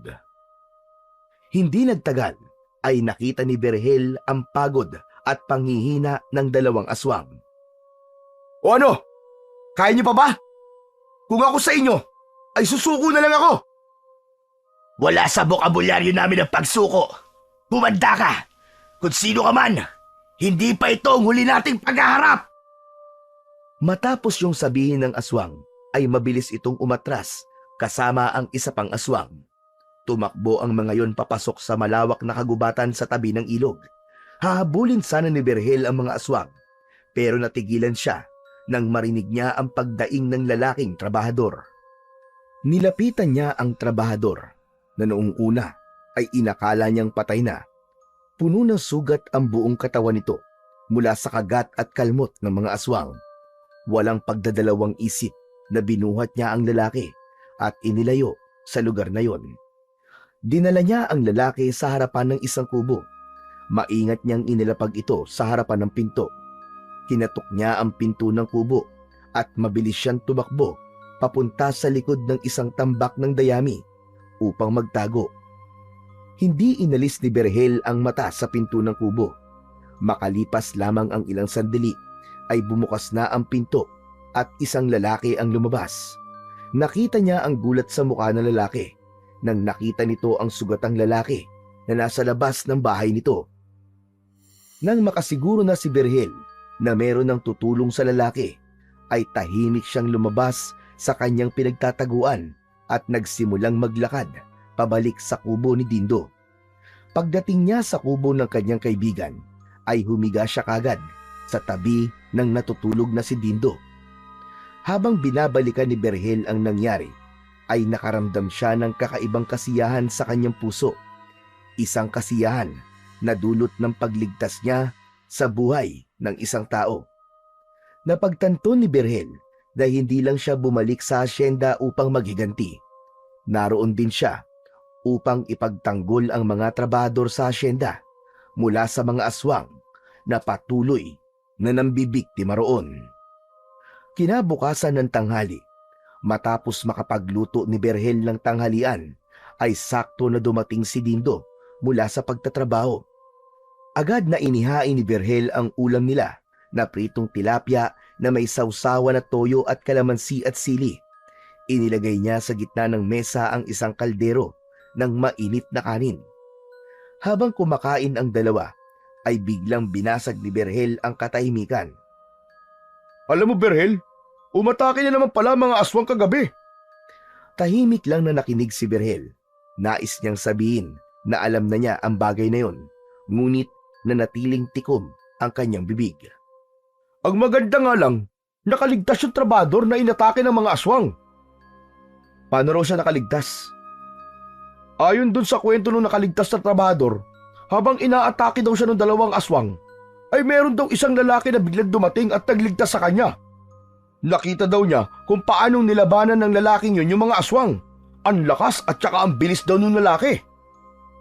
Nakilala ba ng trabador yung nagligtas sa kanya? Sandaling tumahimik si Dindo. Tila nag-isip muna ito bago muling nagsalita. Hindi raw niya nakilala kasi may takip daw na damit yung ilong at saka bibig ng lalaki. Pero sabi niya, may kakaibang tungkod daw yung nagligtas sa kanya. Yun daw ang ginamit ng lalaki para makipaglaban sa mga aswang. Isang mahabang katahimikan ang namagitan kina Berhel at Dindo. Si Berhel ay hindi na makatingin kay Dindo ng mga sandaling yon dahil may pakiramdam siya na merong hinala ito na siya ang lalaking nakipaglaban sa mga aswang nung nakaraang gabi. Berhel, hindi naman sa pag-ano-ano. Magsabi ka nga sa akin ng totoo. Ikaw ba ang lalaking tinutukoy ng trabador na nagligtas sa kanya mula doon sa mga aswang? Ikaw lang ang kakilala kong may kakaibang tungkod dito sa asyenda eh. Hindi pinansin ni Berhel ang tanong na yon ni Dindo. Nagkunwari siyang wala siyang narinig at nagpatuloy na lamang siya sa kanyang pagkain. Ngunit tila hindi titigil si Dindo hanggat hindi nito nalalaman ang katotohanan, kaya muli itong nagtanong. Hoy Berhel, sagutin mo ang tanong ko. Ikaw ba ang lalaking yun? Huwag ka maingay ah. Oo Dindo, ako yun. Ako nga nagligtas doon sa trabador mula doon sa dalawang aswang kagabi. Kitams, sabi ko na nga ba eh. Nang marinig ko doon sa kwento ng trabador ang tungkol sa kakaibang tungkod, aba, ikaw kagad ang pumasok sa isip ko. Pero Berhel, masyadong delikado ang ginagawa mo ha. Parang pagpapakamatay ng ginagawa mo sa pagharap sa mga aswang. Wala kang dapat na ipag-alala Dindo. Mas malakas ako kaysa sa mga aswang na yon. Kaya nga sila umatras kagabi kasi alam nila na hindi nila ako kaya. At kailan ka pa nagkaroon ng kakayahan na labanan ng mga aswang? Hindi ba nung inatake ka ng aswang wala ka nagawa? Dahil meron akong kapangyarihan mula sa mutya ng kamandag ng kobra. Natigilan at naguluhan si Dindo sa sinabing yon ni Berhel. Anong sinabi mo? Kapangyarihan mula sa mutya ng kamandag ng kobra? Teka. Ano ba sinasabi mo? Hindi kita maintindihan eh. Sa totoo lang, ayokong sabihin sa ito dahil kahit ako'y naguguluhan pa rin hanggang ngayon. Pero nung ihulog ako ni na Edwin at Amado sa isang hukay na puno ng mga ahas, ay doon na nagsimula ang lahat ng ito. Sa pagkakataon na yon, ay ipinaliwanag na ni Berhel kay Dindo ang lahat mula sa pagtuklaw sa kanya ng malaking kobra hanggang sa magbago ito ng anyo hanggang sa maging tungkod. Nakita ni Berhel sa mukha ng kaibigan niya ang gulong-gulo na pag-iisip nito. Tama ka nga.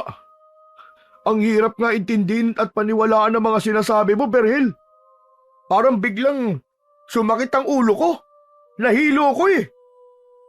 Alam ko Dindo, mahirap talagang paniwalaan. Kahit ako, hindi ko alam kung anong klaseng nilalang ang malaking kobra na yon. Pero sigurado ako na ipinagkatiwala sa akin ng kobra ang tungkod na ito. Hindi lamang para magiganti, kundi para tulungan ang mga tao dito sa asyenda. Kailangan na mabigyan ng tuldok ang takot ng mga trabador sa mga aswang na matagal nang nananalasa sa lugar na ito. Kahit paano ay naging magaan na ang pakiramdam ni Berhel dahil alam niya na wala na siyang itatago pa kay Dindo. Ganun pa man, sa kabila ng kapangyarihan at lakas na taglay niya, ay hindi pa rin nawawala ang kaunting pangamba sa kanyang dibdib, lalo na't hindi pa niya alam kung ano pa ang kayang gawin ng mga aswang na maaaring maging dahilan ng kanyang pagkatalo. Simula noon ay gabi-gabi nang lumalabas si Berhel at nag-iikot sa asyenda upang tugisin ang dalawang aswang.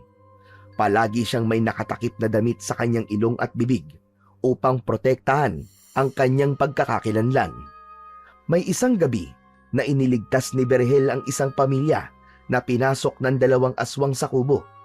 Muli niyang nakaharap ang mga aswang, ngunit kagaya ng una ay hindi siya nagtagumpay na mapatay ang mga yon dahil sa huli ay tumakas na naman ang dalawa. Isang gabi, habang kumakain ng hapunan sina Berhel at Dindo, ay isang magandang balita ang sinabi ni Dindo kay Berhel. Berhel, alam mo ba na masaya ang mga trabahador ngayon dito sa asyenda? Dahil sa'yo ay nagkaroon na sila ng pag-asa na malapit na matapos ang pananalasa ng mga aswang dito. Alam mo, sabi pa nga nila mayroon na silang tagapagtanggol ngayon laban sa mga aswang. Magandang balita nga yan, Dindo. Mabuti naman kung ganun. Yan naman talagang gusto kong mangyari. Halos lahat ng trabahador dito, bukang bibig ang lalaki may kakaibang tungkod. Lahat sila gustong malaman kung sino ka. Pero Dindo, wala akong balak na magpakilala sa kanila. Pero isipin mo pa rin, Berhel. Magandang makilala ka ng mga tao. Sigurado kung sisikat ka. Hahangaan ka ng marami. Hindi ako naghahangad ng kasikatan, Dindo. Wala akong oras para dyan. Ang gusto ko lang ay tapusin ang mga aswang. Gusto ko silang mawala. Hindi lang para sa akin, kundi para sa lahat ng natatakot sa kanila. At higit sa lahat, gusto kong magiganti sa ginawa nila Edwin at Amado kay Monica. Kapag nagawa ko ng lahat ng yun, hindi ko nagagamitin ang lakas at kapangyarihan na meron ako. Ikaw ang bahala. Sinabi ko lang naman kung ano sa tingin ko ay ang tama. Oo nga pala, Dindo. May balita ka na ba kung kailan babalik sina Edwin at Amado dito sa asyenda? Wala pa akong balita, Berhel Pero hayaan mo, kapag nalaman ko kung kailan sila babalik, ay sasabihin ko agad sa'yo. Nang sandaling yon, ay hindi na makapaghintay si Berhel na muling makaharap sina Edwin at Amado. Nais niya ng isakatuparan ang kanyang paghihiganti dahil naniniwala siya na matatahimik lamang ang kaluluwa ni Monica kapag nakuha na nito ang katarungan na nararapat para sa kanya. Kinabukasan ng gabi, napansin ni Berhel ang pagmamadali ni Dindo sa pagpasok sa kubo. Isinarado nito ang pinto at agad na lumapit sa kanya. Oh, ano nangyari sa'yo, Dindo? Para ka nakakita ng multo Berhel, dumating na sina Edwin at Amado. Bumalik na sila dito sa asyenda. Natigilan si Berhel sa sinabi ng kanyang kaibigan. Bumilis ang tibok ng kanyang puso. Sa wakas, ay dumating na rin ang araw na kanyang pinakahihintay. Ayon pa sa narinig ko, magkakaroon ng pagtitipon ng mga trabahador bukas ng umaga. Kakausapin daw kami ni Edwin at Amado. Sa wakas, ang mga hayop na yon, makakaharap ko na ulit ang dalawang walang hiyang yon. Pero mag-iingat ka, Berhel. Basta, kapag kailangan mo ng backup, nandito lang ako Sigurado ko na hindi ko nakakailanganin ng tulong mo, Dindo. Kayang-kaya ko silang patayin at dikdikin ng ako lang. Ang mga mata ni Berhel ay naglalagablab sa galit at kagalakan dahil naniniwala siya na abot kamay na niya ang paghihiganti na kanyang pinakaaasam. Mas lalong nag-alab ang kagustuhan niya na makamit ang hustisya para kay Monica dahil nasa iisang lugar na lang sila ng mga taong bumaboy at pumatay sa kanyang pinakamamahal na nobya. Kinabukasan ng umaga, sumama si Berhel kay Dindo sa pagtitipon na mangyayari sa gitna ng asyenda. Nagsuot si Berhel ng salakot at palagi siyang nakayuko upang walang makakita ng kanyang muka. Pagdating nila roon, ay marami ng trabahador ang naroon at nasa unahan nga noon sina Edwin at Amado. Napako sa mag-ama ang matalim na tingin ni Berhel. Hindi siya makapaniwala na nasa harapan na niya ang dalawang tao na responsable sa pagkamatay ni Monica. Ang kanyang mga mata ay puno ng galit, ngunit nagpigil siya. Alam niyang hindi pa yon ang tamang pagkakataon upang isagawa niya ang kanyang paghihiganti. Makalipas ang ilang sandali, ay nagsimula ng magsalita si Amado. Alam ko na matagal kaming nawala ng anak ko dito sa asyenda.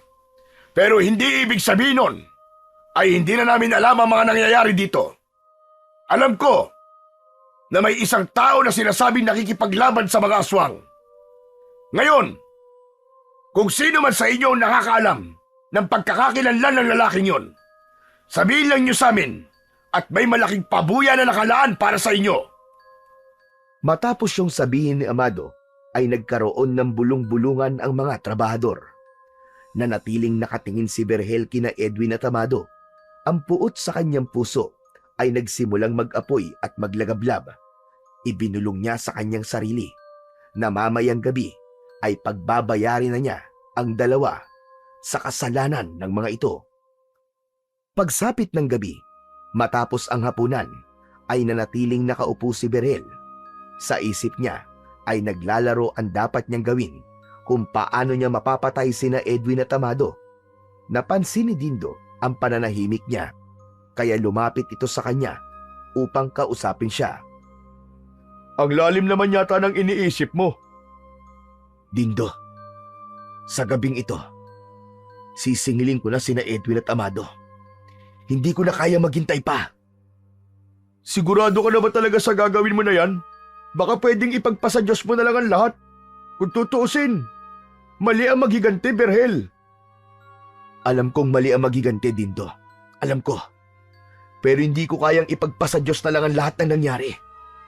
Kung idadaan ko pa ito sa legal na paraan, makakalusot lang sina Edwin. Malaki ang impluensya nila. Marami silang pera. At may koneksyon pa sa mga matataas na tao. Kung hahayaan ko naman silang mabuhay, malaki ang posibilidad na gawin ulit nila sa ibang ginawa nila kay Monica. Kaya mas nararapat na burahin na lang sila sa mundo. Kailangan mawala ang mga taong kagaya nila. Kung hindi na talaga kita mapipigilan, abay wala na ako magagawa, kundi ang ipagdasal ka. Sana'y magtagumpay ka sa kung ano mang gusto mo mangyari. Nagpasalamat si Berhel sa kanyang kaibigan. Nang sandaling yon, ay hindi na siya makapaghintay na harapin sina Edwin at Amado. Sigurado siyang magugulat ang dalawa sa oras na malaman ng mga ito na buhay pa pala siya. Hindi na natulog si Berhel ng gabing yon. Pagsapit ng madaling araw, ay lumabas na siya ng kubo ni Dindo. Wala nang takip ang mukha niya dahil wala na siyang pakialam kung meron mang makakilala sa kanya. Mas gusto nga niyang makita ni na Edwin at Amado ang mukha niya para malaman ng dalawa na hindi nagtagumpay ang mga ito sa pagpatay sa kanya. Nang malapit na si Berhel sa mansyon, ay sandali siyang natigilan nang nakita niya sina Edwin at Amado na lumabas mula sa pinto ng mansyon at naglakad patungo sa likod. Hindi na nagdalawang isip pa si Berhel at agad niyang sinundan ang dalawa. Ngunit pagdating niya sa likod ng mansyon, imbis na sina Edwin at Amado ang kanyang nakita, ay dalawang aswang ang sumalubong sa kanya. Maging ang dalawang aswang ay nagulat nang makita si Berhel. Wala nang oras para mag-isip si Berhel. Agad niyang inatake ang dalawang aswang at hinampas niya ang isang aswang ng tungkod sa braso nito. Ngunit ang isa pang aswang ay mabilis na sumugod kay Berhel mula sa likod. Mabilis siyang humarap dito at hinampas niya ito sa dibdib. Nagpatuloy ang pakikipaglaban ni Berhel sa dalawang aswang. Ipinamalas niya ang lakas at bilis na dulot ng mutya ng kamandag ng kobra.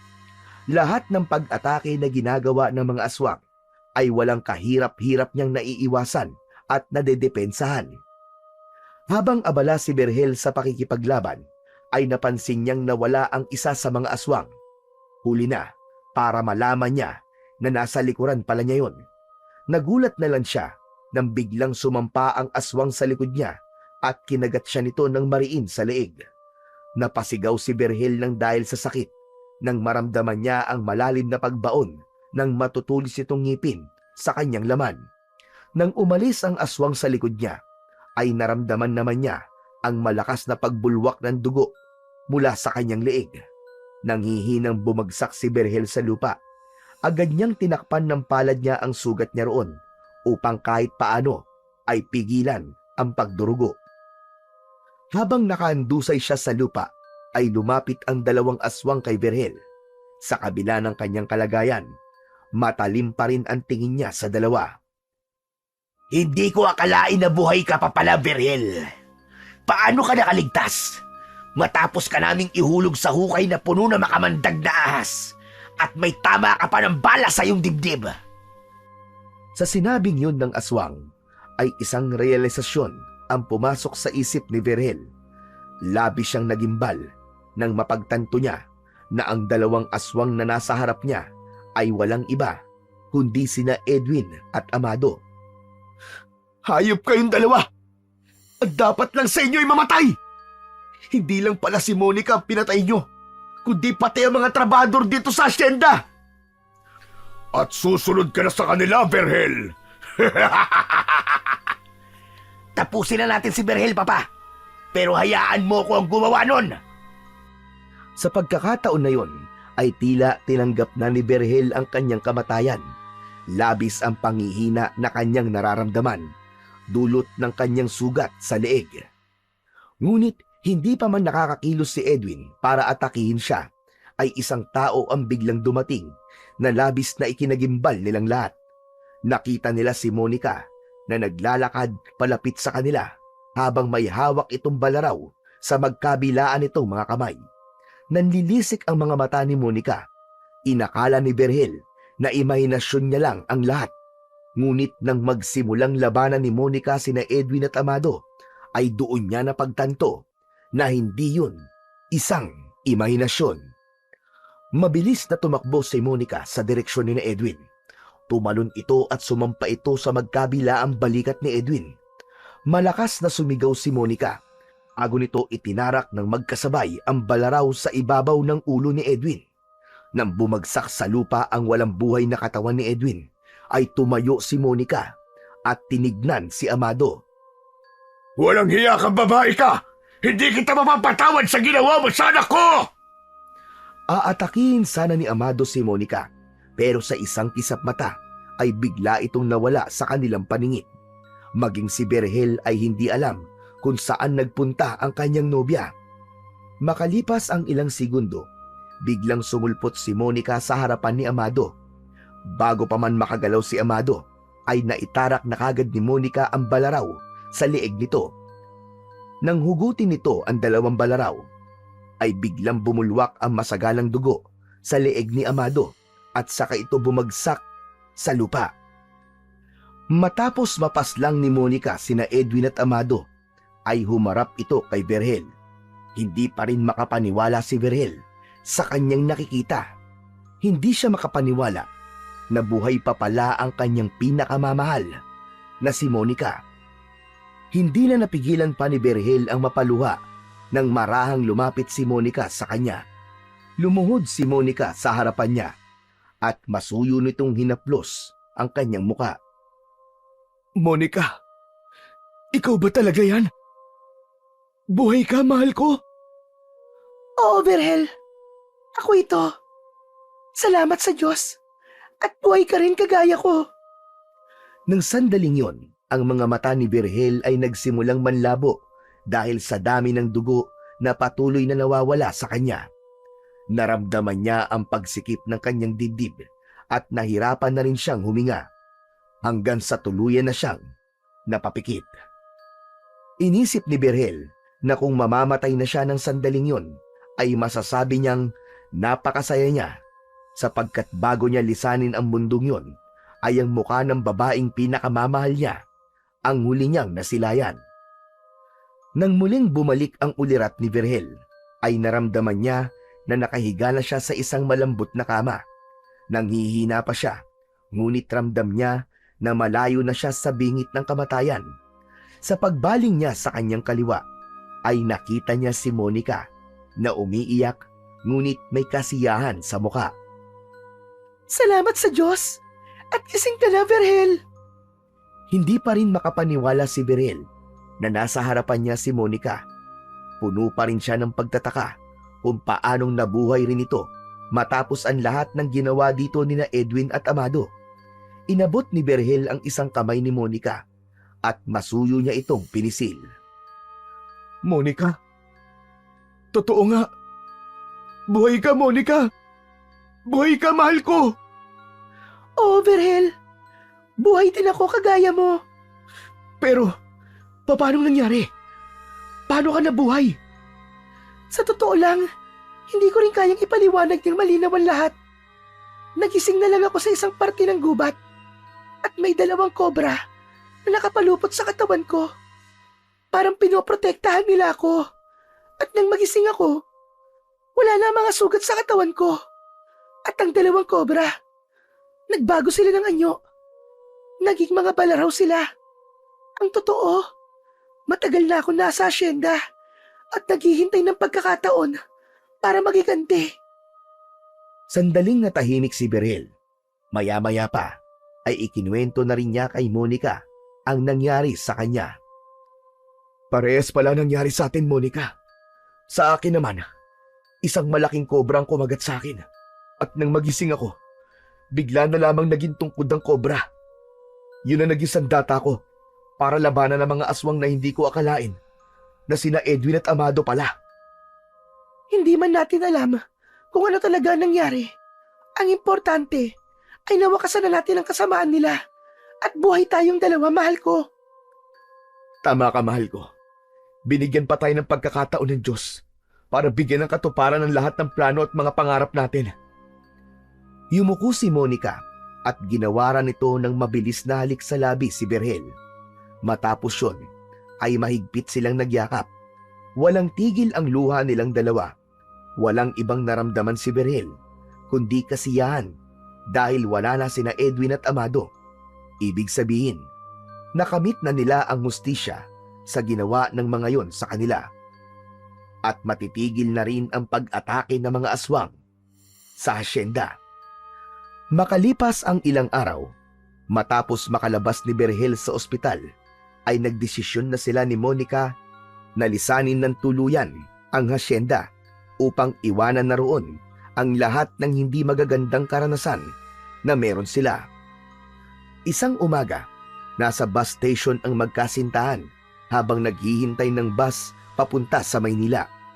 Bukod sa mga damit, dala rin nila ang tungkod at ang mga balaraw na naging sandata nila sa pagkamit ng katarungan.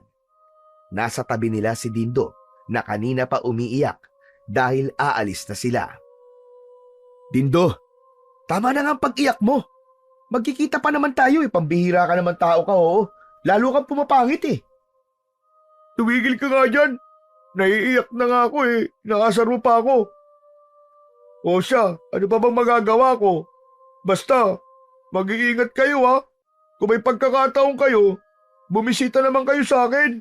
Baka mamaya kalimutan nyo na ako ha.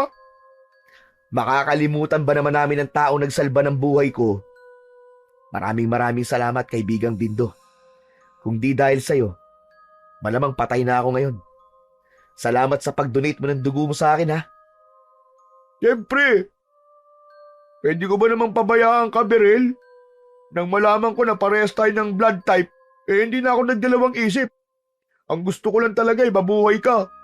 Para na kitang kapatid eh. Pero sana, Dindo, umalis ka na rin sa asyenda. Masyado nang maraming hindi magandang nangyari doon. Nasa isip ko na rin yun.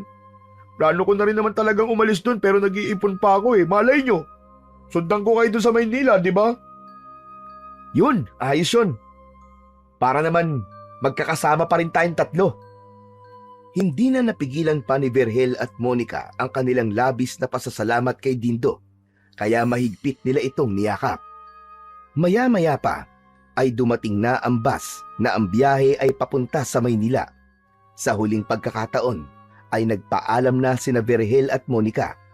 Agad silang sumakay sa bus bago pa sila maubusan ng mauupuan. Sumilip silang 2 sa bintana at kumaway kay Dindo na umiiyak pa rin. Nang umandar na ang bus ay inihilig ni Monica ang ulo nito sa balikat ni Berhel. Pareho silang nakatanaw sa labas ng bintana. Alam ni Berhel na hindi magiging madali ang buhay nila ni Monica sa Maynila, lalo na't hindi sila pamilyar sa lugar na yon. Ngunit alam niya rin na hanggat magkasama sila ng pinakamamahal niyang si Monica, ay walang pagsubok at hirap ang hindi nila kakayanin. Ang puso niya ay puno ng kasiyahan sa bagong simula na naghihintay para sa kanilang dalawa.